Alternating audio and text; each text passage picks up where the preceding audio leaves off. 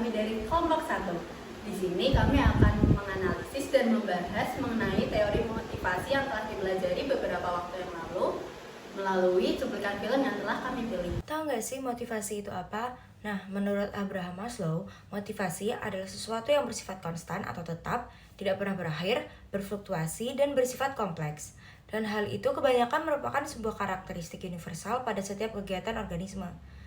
Sementara menurut KBBI, motivasi adalah dorongan yang timbul pada diri seseorang secara sadar ataupun tidak sadar untuk melakukan tindakan dengan sebuah tujuan. Kelompok kami mengambil contoh dari film yang berjudul Miracle in Cell No. 7.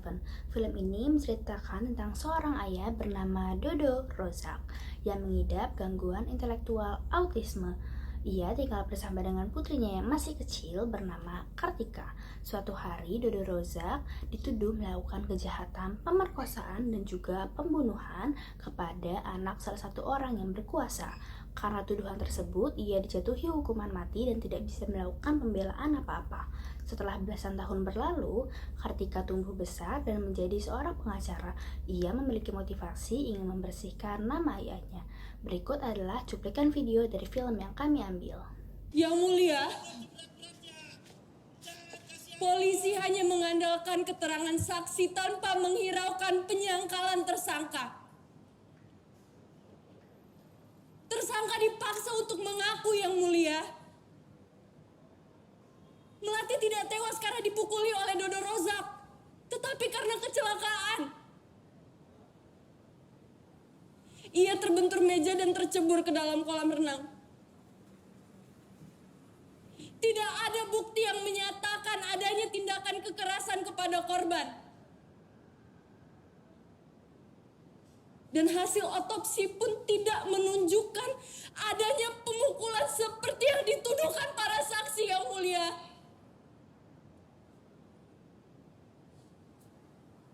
Proses penyelidikan pun terjadi sangat bias. Sangat bias. Semua dipaksa untuk mengarahkan Dodo Rozak sebagai pelaku. Setelah mendengar semua keterangan saksi dan penggugat, maka kami nyatakan bahwa saudara Dodo Rozak tidak terbukti bersalah.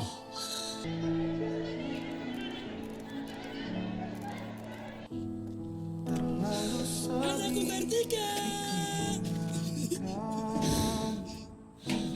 Bapak. Setelah aku jauh Selamat tinggal, Pak. Gimana nih? Seru banget bukan? Tadi salah satu scene dari Miracle in Cell No. 7 remake-nya Indonesia. Betul banget. Di situ kita dilihatin nih bagaimana Kartika berhasil membersihkan nama Dodo Rozak, yaitu ayahnya tersendiri, dari tuduhan pemerkosaan dan pembunuhan. Kartika melakukan hal tersebut karena di masa kecilnya ia tidak bisa menjadi saksi dalam kasus tersebut, padahal ia mengetahui bahwa ayahnya tidak melakukan hal yang dituduhkan kepadanya.